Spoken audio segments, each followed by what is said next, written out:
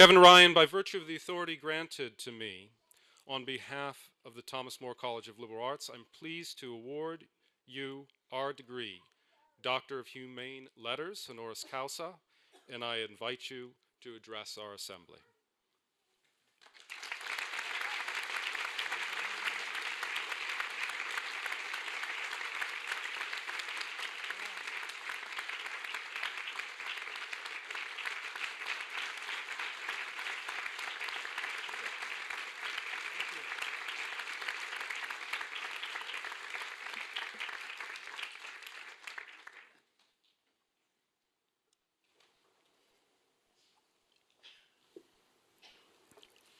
Well, words fail. I cannot express my appreciation for this honor. I have admired this institution from the Boston. I should speak louder, all right? Good. And I've known that you are true keepers of the liberal arts lamp, but I just got a demonstration in about 7 or 8 minutes from your president about the depth of knowledge that you've been exposed to. And I envy you. I should say what an honor it is to be among Father and many esteemed that President Fahey mentioned, and it is truly an honor to be here. I graduated from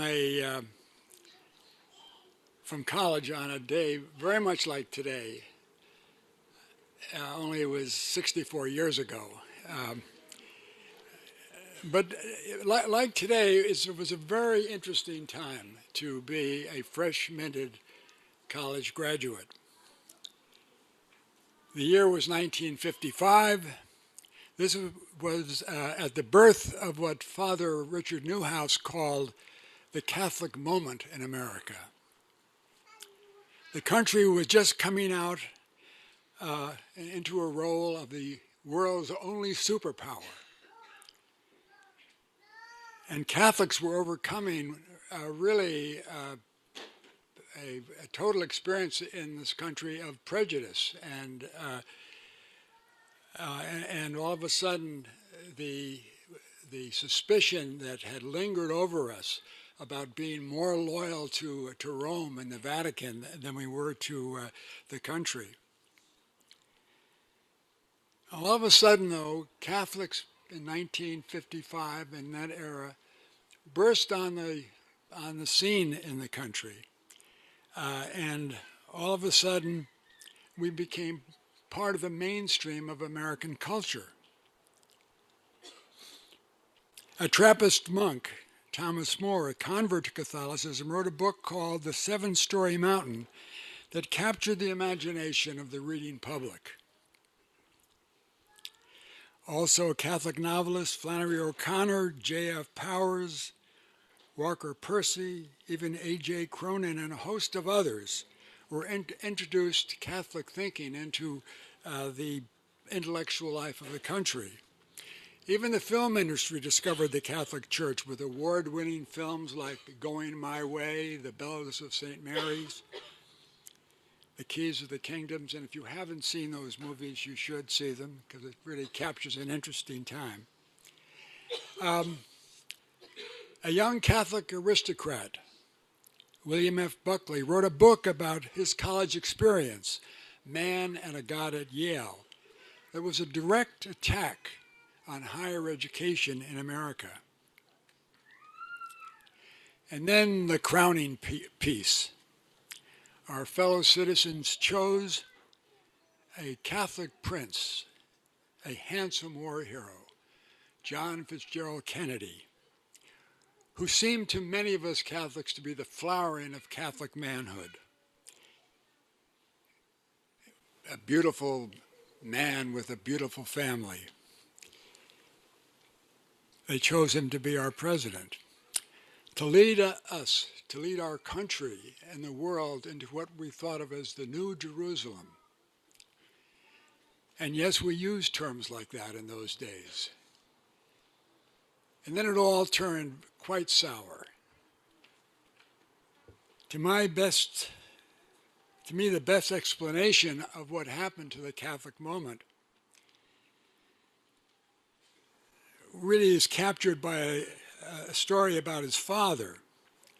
His father, a Harvard-educated banker, Joseph Kennedy, was very frustrated by the way he was treated by the Boston Brahmins. He was convinced that he was being held back in his career because of the fact that he was a Catholic.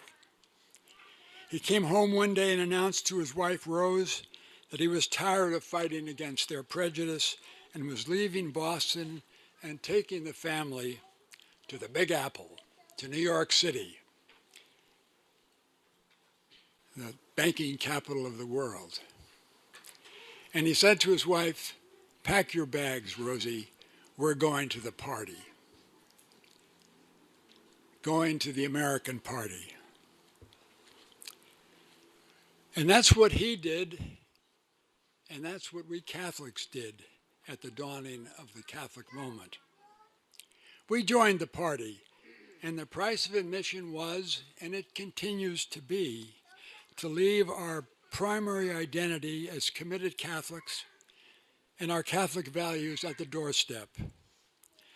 Assume the attitudes of the secular culture, accept birth control, don't seriously oppose legalized abortion, stop building those Catholic elementary and secondary schools, stand aside as the secular state all but monopolizes the education of Catholic children.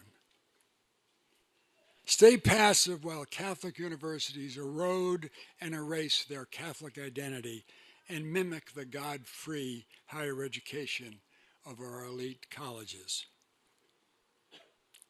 Change Sunday Mass attendance to the real America Day of rest.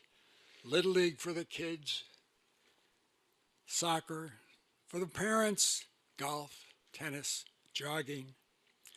Fit in with our neighbors. Don't stand out.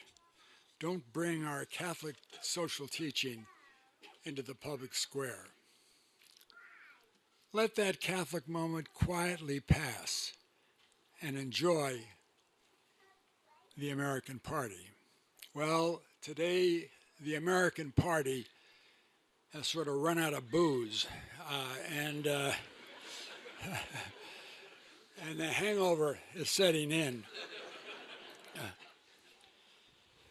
And the church around much of the world is in tatters. We're told regularly, we regularly experience the contempt of our neighbors, so many of whom seem to be enjoying our fall from grace, seem to be enjoying the latest church scandal. And so many of whom are intent on going to war with those of us who cling to what they see as our contemptible doctrines and ideas.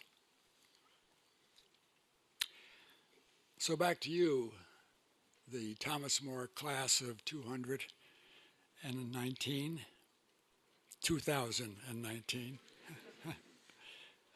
Where does that leave you, who are about to roll out of what has been a specially designed intellectual and spiritual retreat from the world, and who are about to enter into a genuine, brave new world?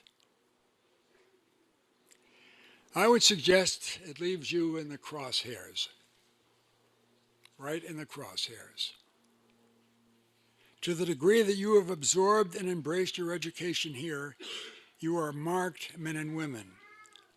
To the degree that you are prepared to live out your faith in the secular American public square, I guess there's a public square in Ireland too,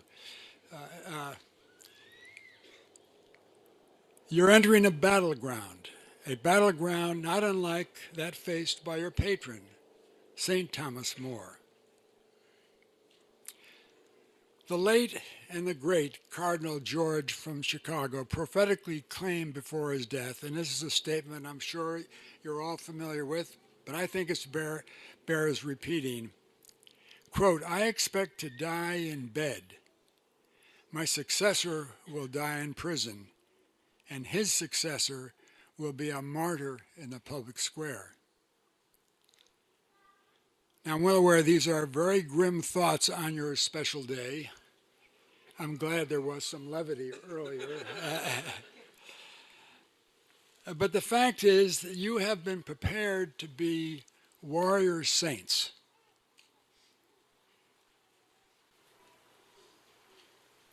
You have been educated to be courageous fighters against the pleasure-drunk society.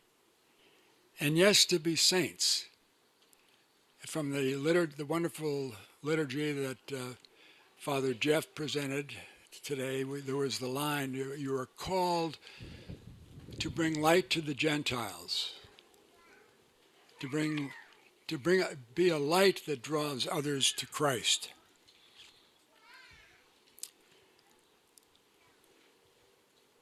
But this is also, while a frightening prospect, and I must admit I'm frightened with you and for you, it also is a glorious prospect.